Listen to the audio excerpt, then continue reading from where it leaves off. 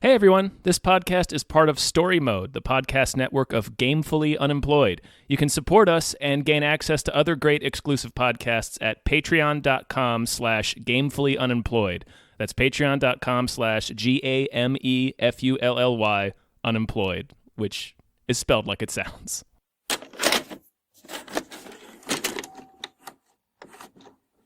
Did you call me Leo Getz? I did. Joe Pesci in Lethal Weapon? Uh-huh. All right. Remember? Because he kept saying, okay. He does. Uh-huh. Hi, everyone. Hello, everyone. My name is David Bell. My name is Tom Ryman. And we just watched Wristcutters, A Love Story. Cute. Wrist. I'm trying to get the W in there. Wrist.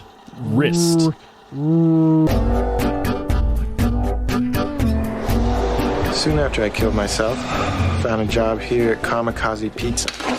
Who could think of a better punishment, really? Everything's the same here, it's just a little worse. You offed with the guitar? It was wild.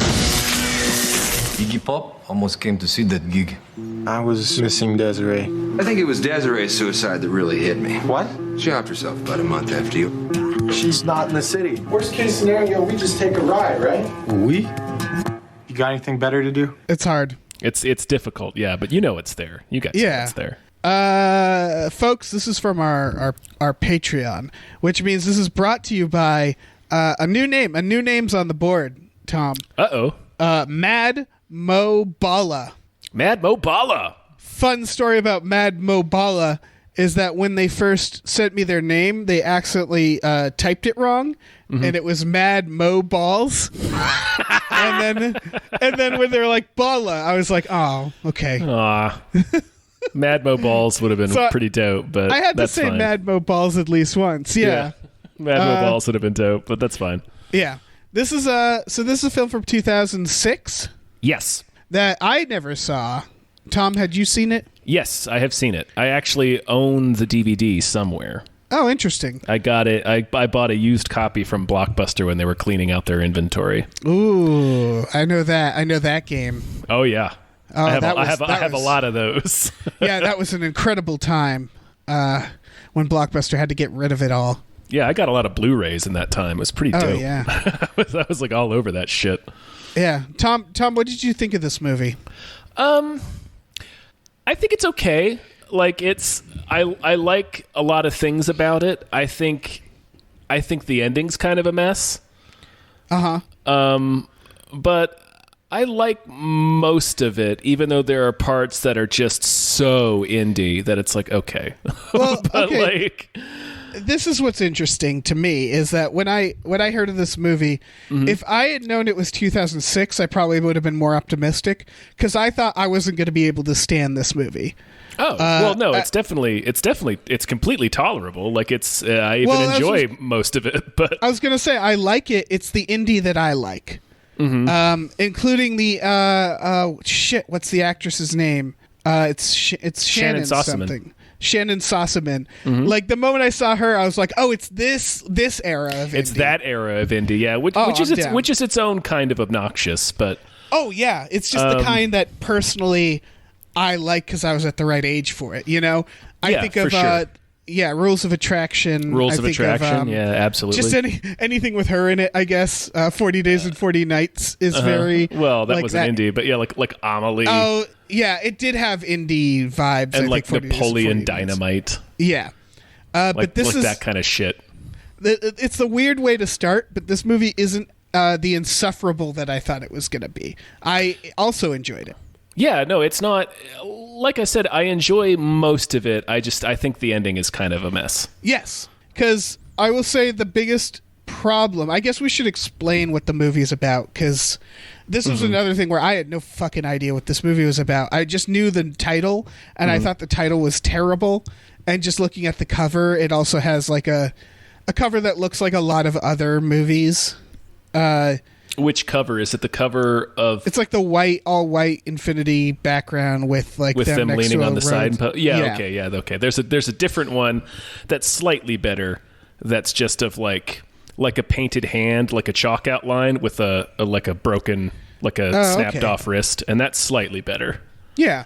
This is about the afterlife where it's exclusively people who have killed themselves.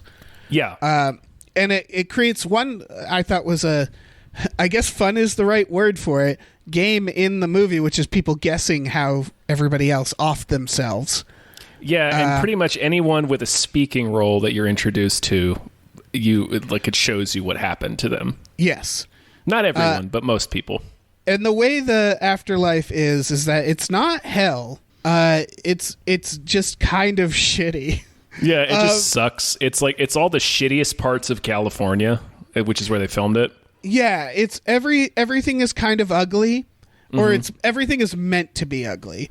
And I feel like hyperbole is real, like in the way that like the car, like everything that sucks that like a cynical person hates about the world is true. Like the guy's car where he's like everything gets lost into the seat. Yeah. It's a literal black hole. It's a literal under black the seat. hole, yeah. Or the lights don't work and it's like an actual mystery where his headlights just don't work no matter what. It's stuff like that where like everything is designed to look very ugly. Yes. Which I have to comment on this because it's my first observation watching is I disagreed. I really like the environments in this, which is, I guess, weird to say, but there's a lot of environments that I was like, oh, I want to go there. Huh. Yeah, it's kind of weird. That is weird. I think you're in the minority there because when they're in the city part of it, it's like the poorest industrial area. Yes. Like the shitty factory side of town. I have a heavy amount of, and it's because of where I'm from. I have there's an amount of like mystique for me when it comes to desert slums. One of my favorite things I got to do when we were working at Cracked was go to Slab City and like hang out for the weekend. And it was just like, it's just a really like weird art space and like kind of slummy and like kind of just being in the desert at night I found very beautiful and unique and like an alien planet. It's got a real Burning Man feel. So like when they were at Tom Waits' compound, I was like, well, this is heaven. Like I would love to be on a compound with Tom Waits where he's spritzing like roosters. Yeah, he's spraying a turkey in the face with water telling it, drink it. Yeah, it's just like, this is great. You're gonna drink up. Yeah. I get it though. I get it. It's supposed to be like right. These I will say, having lived in the California desert for the past 2 years, it's not that magical. Sure. Yeah, that's fair. Specifically in a desert slum, like I lived in Bakersfield last year, which is one of the poorest areas of California. Right. Again, it's me almost like fetishizing an area that a lot of people it's are like, 100% Jesus you Christ. fetishizing the area. Yeah, no, clear. I get it. No, but it is pretty at night, though. Yeah, I think some people know what I'm saying, which is that it's just pretty areas at night. Like I love weirdness. Like I've yet to go to Burning Man, and it sounds like I sort of missed it. Like it sounds like it's not cool anymore. But like those environments where it's just like when they're like, we're walking through the woods to go look at this cult compound and it's so weird and it's like feels like it's out of a dream. And that's sort of the point, like the movie is kind of dreamlike. Yes. It has dream logic. Yes, and it's kind of supposed to. Yeah, right, cuz it's a purgatory basically. It's like a way station. Yeah. Where I had said before we started recording that it reminded me a little bit of Beetlejuice, not in the look or the more fantastical elements, but just in the sense that the afterlife is pretty mundane. Yeah. Purgatory is a good word for it because there's a sense that everybody there feels like they're waiting for something or that there's something else. And the thing that you talked about the ending, I think the biggest problem is that I didn't really understand what the message was ultimately. Maybe I just I do. I'm not thinking about it enough. Mm-hmm. Or I guess, well, what did you take from it? I think definitely the surface message is like suicide is not an escape. Yes. The idea is everybody's miserable and everybody's miserable. And like all the people there pretty much just kind of miss being alive and they can really feel the sort of problems that they cause for people when they kill themselves. Right. I guess it's the ending where I'm like, I'm not sure why this is the ending. I don't know. If it's, I guess we're going to spoil it. I guess they get to have a second chance. Yeah. And so you can interpret that as they're just both, like, you can interpret that as these are two people who are just always in, like, the idea is the two main characters. The other one is the kid from Almost Famous. Patrick Fugit. He's in The Last of Us 2. Yes, he is. He plays Owen. Owen, yeah, it's fucking weird. I looked him up and I was like, huh. They both like she thinks it's a mistake and that she didn't kill herself, she OD'd. Mm-hmm. He is like pining for the woman that I guess was his current girlfriend, his ex-girl. Like the implication is that she broke up with him and he killed himself over it. Yeah. Basically, the opening is a decent opening. It's him just cleaning his entire apartment before killing himself. He kills himself. Yeah, because the implication is that he wants it to look nice when people find him, like when his parents inevitably find him or whoever. Yeah. Although he does mention that he hasn't spoken to his parents in a while. So yeah. So he finds out that she also took her life after he died. And so it's him because he runs into Jake Busey. He does run into Jake. There's some incredible you couldn't call them cameos because I guess Jake Busey you could because people knew who he was at that point, but there's like people like Mark Boone Jr. who shows up. Who's that? He plays Flass in Batman Begins. He's the mechanic in the wheelchair. Oh, okay. Then there's the guy who's the hitman in Intolerable Cruelty. I don't know his name. There's, of course, the neighbor in the X-Files episode Arcadia is his roommate. I don't know any of these people's names except for Jake Busey. Clayne Crawford plays the weird mechanic, and he played Riggs on the Lethal Weapon TV show. Oh, yeah. Of course, Nick Offerman as a cop. Nick Offerman plays a nameless cop. Yep. John Hawkes is in there. John Hawkes is all over this movie. I think he's in everything. Yeah. Tom Waits, and I would argue the weirdest one, Will Arnett. Will Arnett, yeah. Because this was like pre-Arrested Development, right? No, this is after Arrested Development. It's after Arrested Development? That makes it weirder. Arrested Development aired in 2003. I have no sense of time. That's crazy. Yeah, I think Will Arnett was their get, quote unquote.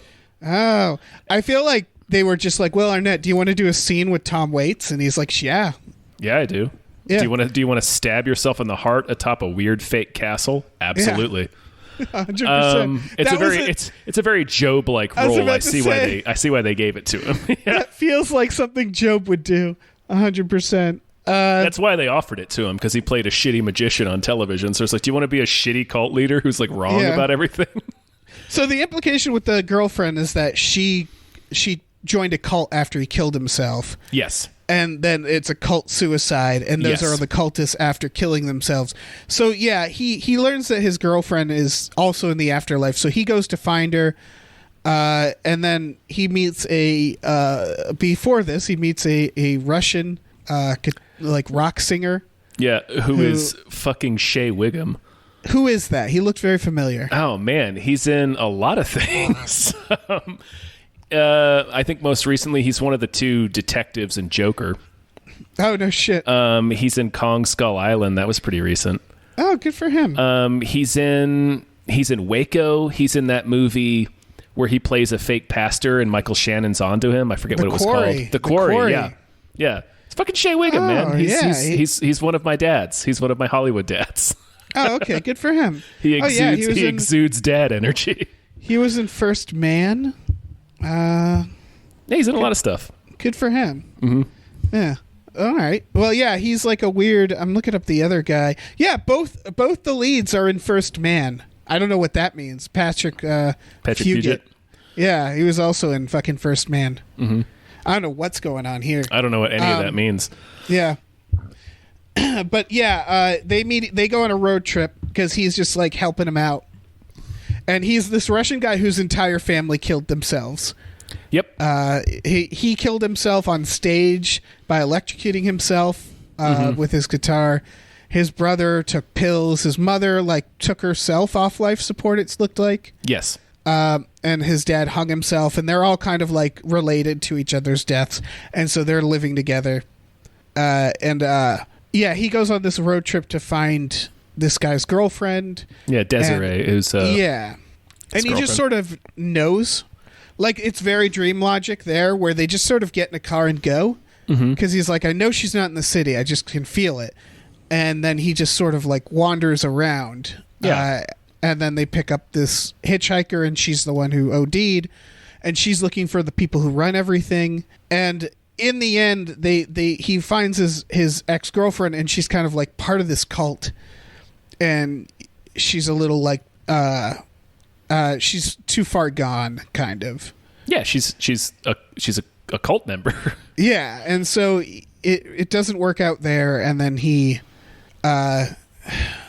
This is where the doesn't stick the landing, because she meets the people in charge, and they're like, "You're right, it was an accident." Well, the people in charge. This is kind of where it gets weird. Is the people in charge show up, because and the cultist tried to kill himself. Yeah, disperse everyone, and I'm not quite sure why. I guess it's because they're trying to kill themselves. Because everybody has like a cup of Kool-Aid.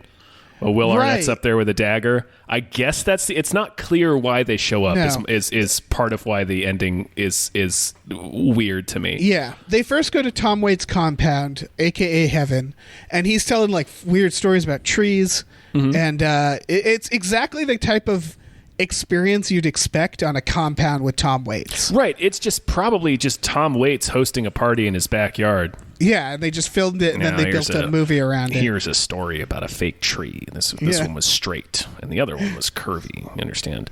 And the straight tree told the crooked tree that it was crooked and it would never be straight. And then that's basically the scene. That is the scene, and that's why I was like, I want to live here. This is great. You got bunk beds. You got Tom Waits. Yeah, I would put Tom Waits before the bunk beds, but yeah. Sure. You got Tom Waits, you got bunk beds, you got chickens. He has a dog. They start performing like casual miracles there. Right, yeah, that's there's a hint that Tom Waits is like some kind of angel. Yeah. Because people just randomly are able to do inconsequential miracles at his camp. Right, except for our lead character, who's like frustrated that he doesn't do any. And then they hike over it again. It's like dream logic, because it's also like, and then this happens, and then this happens, and then this happens. Because what happens is he's looking for his dog, and they find out that the dog is over at another compound of this other guy performing miracles, and they walk for like a day to go there. They follow John Hawkes. And then they go to the compound, and it's like kind of a party, and he runs into he sees his ex. And then I don't understand, because like, first of all, they all go to kill themselves, and then basically Tom Waits like calls it in, and he turns out to be a person in charge. Yeah. And they all skydive in. But like, I imagine that people have probably tried to kill themselves. Well, if you remember, earlier in the movie, while they're driving through the desert, our main character, Patrick Fugit, sees some of the skydivers. Yeah. So the implication is that every time someone tries to do this, they stop it. Or they try to. Because they clearly didn't stop Will Arnett. Yes, that's true. And that feels like a bug in the system, because I want to know, like, okay, what happens to them if they die in that world? They clearly don't care that much about it. Like, that should be built in. You know, it's just like, you're already dead. You try to kill yourself, you just get hurt. You know. I think, I don't know. It's dreamlike. It's very dreamlike. Yes. And I keep saying that because the alternate theory is that it never happened. Is that at the end, basically, I think both are true. Yeah, the OD lady gets taken away by the people in charge, and he finds out, like, yeah, it was a mistake for her. And then he's just sort of alone, and because his Russian friend meets a woman, and they go off together, and so he's just like driving home, and he reaches under the car seat and gets sucked under the car seat, which was like, that felt very non sequitur. Kind of. Because he drops he drops Shea Wiggum's band's tape under the seat, and it's like the last connection he has to any of his friends there. So he goes chasing human connection and falls into the black hole that he knows is there. Yeah. But the tape was too important to him. So I think, go ahead. Oh, and it's just gonna keep going where he's like in that void, and then it's Tom Waits in like a big filing room, which is, I assume, like a heaven-like place. There's feathers. Yes. He's exuding feathers, which is like another hint that he's an angel. Yeah, it's an angelic thing. He takes his file, the main character's file, and he leaves with it. And he says something like, "Oh, you have friends in powerful places." And then it ends with the main character waking up in a hospital. He never died. He attempted to kill himself. And next to him is the woman. Is, Shannon Sossaman, yeah. Yeah, the love interest. And they look at each other and they smile. So, like, you could imply from that he never... It's just like a Alice in Wonderland dream that he had while he was at the hospital. And right, I think both are true. Like, I think it's like a Last Temptation of Christ sort of device. Like, it's a vision he had of... We don't know how much time, because they keep referencing how much time has passed, and it keeps increasing, even though maybe only 5 or 10 minutes of the movie has passed. So again, it's very dreamlike. Yeah. So he experiences, like, I don't know, an eternity in a few seconds, or a few minutes, or however long it took to get him to the hospital and revive him. So I think both things are true. I think so too. Yeah. But there's the question, of course, and I know this is the point, is that did his dream control what happened to him in real life, or did it just coincide, where they saved his life and he had this dream?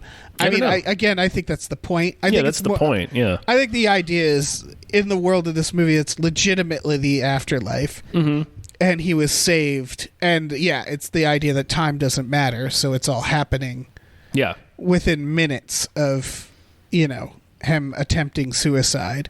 Yes. The idea that she's also in the hospital implies that it's somehow preordained then?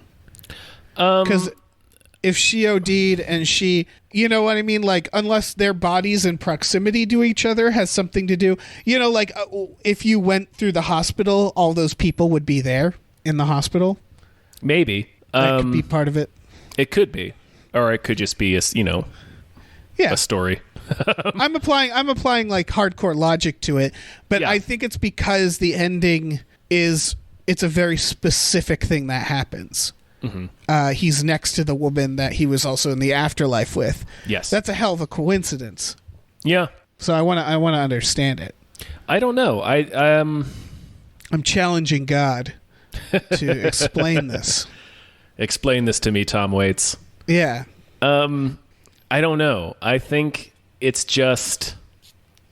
I don't know. I think it's also mixing in elements of like Alice in Wonderland and The Wizard of Oz, Oh, yeah. Where it's like she wakes up and she's like, and you were there, and you were there, and you were there. Like maybe he subconsciously saw her next to him, and that's how... Because she doesn't appear until halfway through the movie almost. Are you telling me that... Is The Wizard of Oz the afterlife? Maybe. Is that the idea? Dorothy died, her heart stopped for like a little bit? If that's what you want, if that's the direction you want to take this conversation in, sure. Well, no, it's just like, maybe. I mean, it's the same sort of dream logic, I mean, that's all I'm saying is maybe he just saw her there, and that's why she showed up in his... Right. But also clearly some of her, because she recognizes him, so clearly there is some sort of supernatural or spiritual thing going on there. But I would want to know, like, if I were that guy waking up, the first thing I would want to know is, did my girlfriend kill herself? My ex. Because that would confirm it, right? Yeah. Because you couldn't have known that otherwise. But these are the... You wouldn't know that. Okay, hold on. Stay with me, Tom. Okay. Because the girlfriend killed herself because she joined a cult because he died. Right, she kills herself a month after he dies. Right, so she would still be alive. Theoretically. So, does that mean she's not dead in that afterlife anymore? I don't know. Okay. I just blew my mind, Tom. Mm-hmm. Yeah, you just blew your own mind, man. I don't know what to do with you. I don't know how to help you with that. Because wouldn't that cause like a paradox I guess. Where, like, I mean, he didn't find his ex-girlfriend, and then he wasn't looking for her, and then and then that wouldn't have happened. He wouldn't have found Tom Waits. Mm-hmm. So I don't know. It's a big. Tom Waits made a big. Like, Tom Waits is going to get fired because I think he caused a time paradox. He just bent the laws of the universe. Right. Maybe that's why it's a black hole, because going through a black hole might bend space and time. Sure. So maybe it's an alternate version of his world in which he didn't die. Maybe. It's got to be that, right? I don't know why you're doing this, but yeah. Well, no, it's just like I'm sorry, I'm taking the rules as literal as possible. Uh-huh. Like, because the alternate theory has to be that there's no afterlife in this movie. Well, that it was a dream. The thing is there aren't many clearly defined rules in this movie. Sure. So it's kind of very much open to interpretation. Right. Yeah, that's fair. Yeah, so I don't know. What was your interpretation? What I said already. All right. That it's just Alice in Wonderland rules? Or? It's Alice in Wonderland, Wizard of Oz rules, Last Temptation of Christ rules, where it's just that was something he saw as he was dead. Now, whether or not his ex-girlfriend is still alive, I don't know. I didn't think that far, to be honest. Right. Well, wouldn't that conclude? Because all right. I guess I'm sorry, Tom. So what? When you say it's like Alice in Wonderland or Wizard of Oz rules, I now have to ask, what do you think happened in Wizard of Oz? Do you think that was all a dream? Maybe. Okay. Or she was just knocked the fuck out after a tornado and woke up in bed after having a crazy-ass dream. That's what I always assumed it was. And then they added the sequel, and it was like, oh, this is like a real place. Mm-hmm. I guess the implication is that it's like another realm that it always exists, like the Upside Down, that like if you suffer trauma, you're able to sort of like phase shift into it. But since it doesn't work, the reality there doesn't work the same as ours. Like, she implanted just like familiar faces on the entities around her in order to not lose her sanity while there. Right? Sure. Okay. That's it. That's the only version where it's like a real place. Otherwise, she just had a dream. Okay. What? Like, I mean, yeah. Well, specifically with Wizard of Oz, what are the odds that she would go to another world where, like, she meets a scarecrow that coincidentally looks just like some dude she knows? Mm-hmm. Yeah, that's like fair. it's a dream. It's got to either be a dream or it's got to be like there's just something very weird happening. Yeah, or it's I don't know. I mean, Peter Pan does the same thing, where like in the play, Wendy's dad is supposed to be played by the same guy who plays Captain Hook. I think it's meant to blur that line so you can't make a definite conclusion. Okay. I think if we really worked at it, I think we could figure this out. I mean, maybe if you want to crack this case, you want to blow this case wide open. It's a weird storytelling device.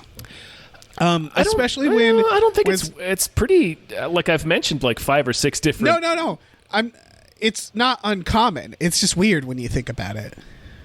Yeah, isn't it? Like it's weird that we do it a lot, and like there's always like a weird sequel that's like it was all real, like Hook, you know. Mm-hmm. And so when they make it like this very literal thing, then it's like maybe that's the problem. Is when they like when Dorothy returns and like things are still happening, and it's like, well, I don't fucking know what this is anymore. Yeah, I've got no fucking clue. Now there's a headless lady running everything. What the hell is going on? Yeah, this is fucked up. So yeah, Wristcutters. Mm-hmm. It's a pretty. Yeah, it's pretty good. Yeah, it's totally fine. I mean, I don't know. I think we sort of talked through what my problem was with the ending, but I just wish that the movie itself would have made it more clear, so I didn't have to talk to somebody about it afterwards to be like, oh, okay, that must be what it is, you know? Right. Just specifically the part of why do the people in charge suddenly show up? I still don't quite. I guess it is the suicide. It's again, yeah, like it's I guess, but like it's both. It's both the strength of this movie, and I would argue the weakness is that because it's dream logic. That's a really cool device, especially when they do it right. Like a movie, it doesn't remind me of, but similar is the movie Mother, which I think I admitted this on another podcast. Being not a religious person, I didn't see like the obvious religious allegory that was happening in it. That is extremely obvious. But like just watching it as like, oh, this is a fucked up movie. It very much does like nightmare logic, where you're like, this feels like how nightmares are, where like nothing makes sense, but it's all going in the wrong direction. It's very similar to that, where it's like, and then this, and then this, and then this, and you can't quite keep up with the logic. But for that reason, I feel like it's kind of a, it's kind of a like a cheat at the end. Right. It's there is such a thing as like I totally respect when pieces of fiction like novels or movies or whatnot are like, well, it's it's open to interpretation. We're not going to say definitely one thing or the other, but it totally can be a crutch.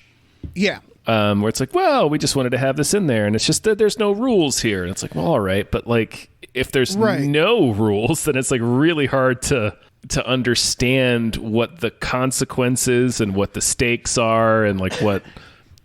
How I should feel about what's happening. And the idea, like the message that if the message is just suicide doesn't solve your problems, their reasoning is because look at this afterlife and how garbage it is. Yeah. And it's like it's not saying that much through that message. No. Because it's like, yeah, you're right. If that's your afterlife, it should be more about like the people you leave behind, or like. I guess what I mean is that for a subject that's that heavy, the movie doesn't say that much. That's true, and so that's why I'm like, the message is like very surface level. Yes. And then when I was like, what is there a deeper meaning here? Are they trying to say something more? It really doesn't feel like they are, and it doesn't. I mean, I could be wrong, but like the black hole, like, and like Tom Waits, and like it's like, yeah, he's like an angel, but that's pretty much where it stops.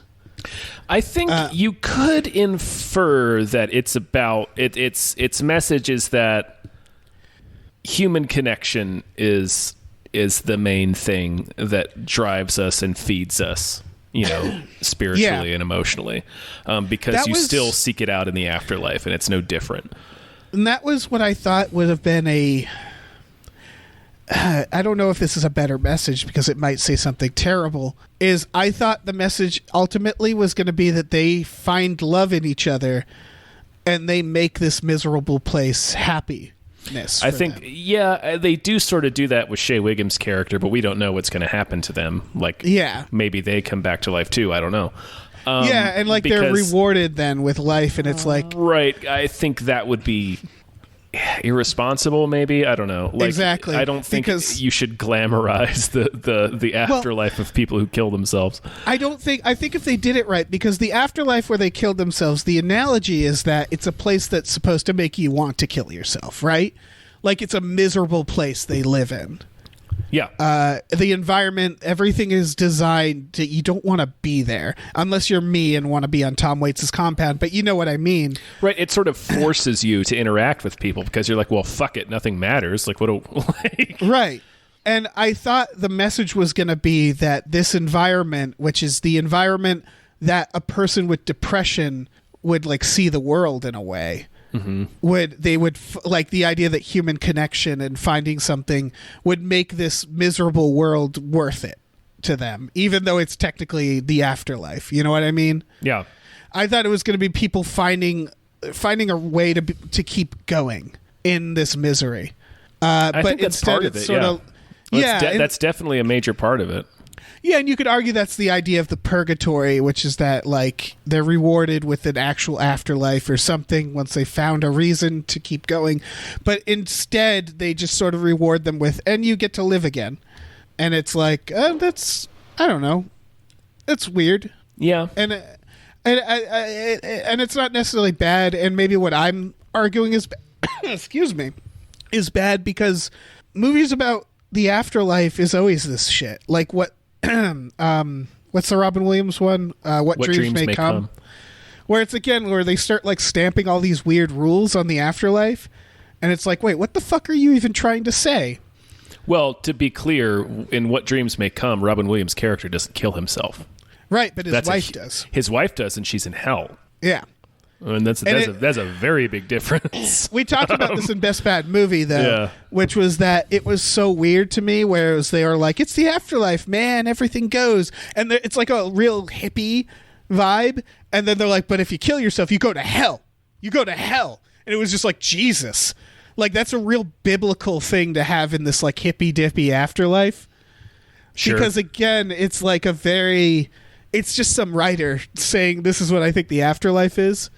And so I think when you have movies about the afterlife, unless you're trying to say something very specific, it just gets really weird.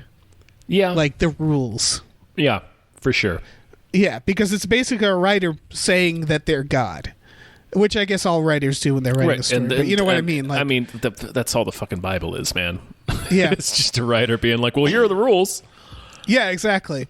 And so this was another one where it's like the moment they're going through down this road, I'm constantly being like, what are the writers trying to say about suicide and depression? And sometimes it might not be as deep as I wanted it to be. No, I don't think it is at all. Yeah. I think it's just, like I said, it's its own type of obnoxious. Like I think it's taking sort of young adult nihilism. Yeah. And sort of really indulging it and like being and trying to make it cool and interesting and shit. And I think that's definitely part of it. It's not a totally insufferable movie. And like I said, I enjoyed most of it, but I think you can definitely levy that criticism at it where it's like, it's very, you know, like how after Pulp Fiction came out, like every indie movie was about hitmen. Right. Having ironic conversations. It's like, all right, settle down. Like, okay. There was this period in the 2000s where it was like, just ironic nihilism was a thing. Yeah. And I did like it, though. And I loved the look of it. It reminded me of like surrealist films I saw in the 70s. Mm-hmm. Like, it's not when I was in the 70s because I didn't exist, but you know what I mean. Right. Surrealist films like from that era. Mm-hmm. Like it had a real, like the effects were very basic, but effective. Yeah. And like, because it had this weird dream logic and this look to it, it felt almost nostalgic to watch and oddly comforting. Okay. I think it's just because when in my life I was watching those movies too. Right. It's just it's a like, I don't know. I thought it was an oddly pleasant movie to watch considering the subject matter.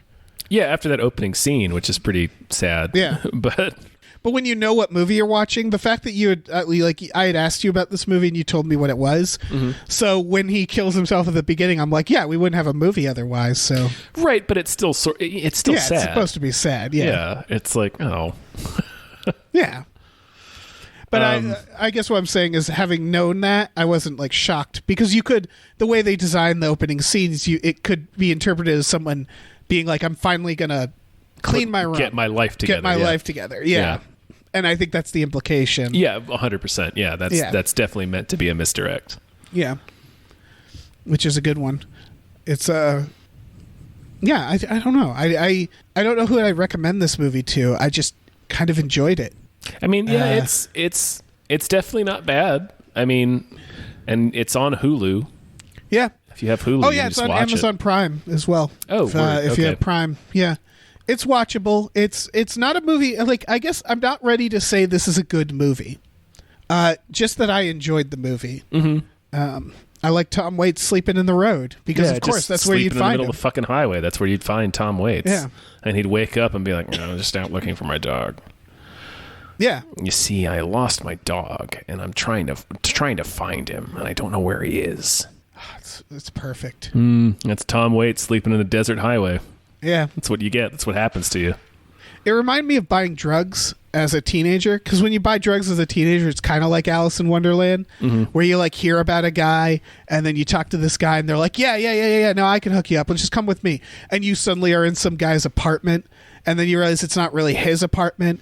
And then like he gets in a fight with someone else, and then you leave with him, and like you're not sure what you're supposed to be doing, but you just want those drugs. Yeah. So you're gonna keep going, and then you have to like help a guy find his dog. And then all of a sudden, people skydive down, and Will it's very Arnett Lord of stabs the himself. Rings. Buying drugs it's very, As a teenager. very Lord of the Rings as a teenager. Yeah. Has anybody made a movie where it's just two teenagers trying to get some weed? That feels like it could. I feel like they've like the White Castles and the Superbads have kind of done that already. Superbad is very much that, to the point Right, where they're what trying you to buy just booze. described literally happens. Yeah. They go with Joe Latrulio to a party and he gets beat It's up. so good. Yeah. Yeah, I think that was the most accurate depiction of Yeah. being a teenager and being desperate for some sort of vice. Yep. Is like, yeah, you'll do fucking anything. Uh-huh. Oh, man. You'll go to a compound with Tom Waits. Yeah, God, I would do that anyway. Yeah, I would do that 100%. It was one of those things where the moment that was happening, I was like, are you trying to make me think this is bad movie? Because that part's supposed to be good. Oh, you're right. It sort of is, isn't it? Mm-hmm. Because he's like an angel. Mm-hmm. And he's like kind of helping these people find something. Oh, yeah, and that's when they all kind of come together, and the Russian guy meets the lady, and the bunk beds. Yeah. Bunk beds, Yeah. bro. Yeah, they're great. Yeah. Yeah, I guess that's my thoughts on this movie. Yeah, You I don't have any other anything final else to thoughts? say about it. Yeah.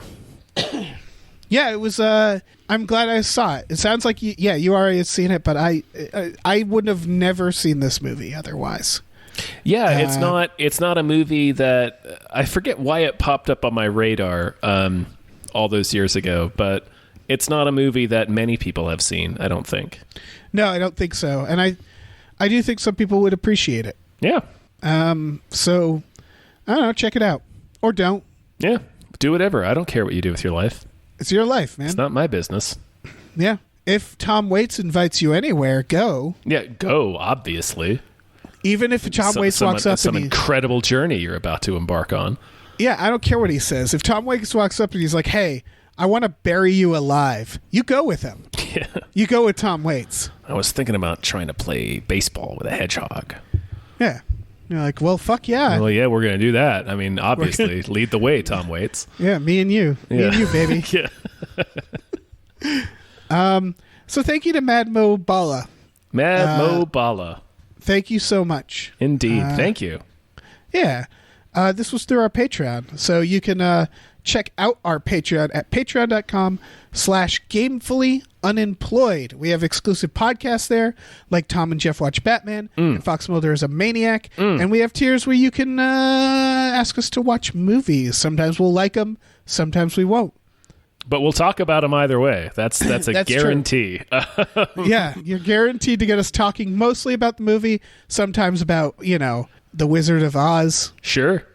We also have a store at tpublic.com/store/gamefullyunemployed. We can get t-shirts, mugs, stickers, posters, all kinds of stuff. Just check it out if you want to. And again, or not. I don't care. I don't care what you do with your life. You make your decisions, bro. Yeah, just do whatever's in your heart or comes out of Tom Waits' mouth. Mm-hmm. Do whatever you or Tom Waits tells you to do. That's my North Star. That's my guiding light. I think it's in the Bible. Yeah, it is.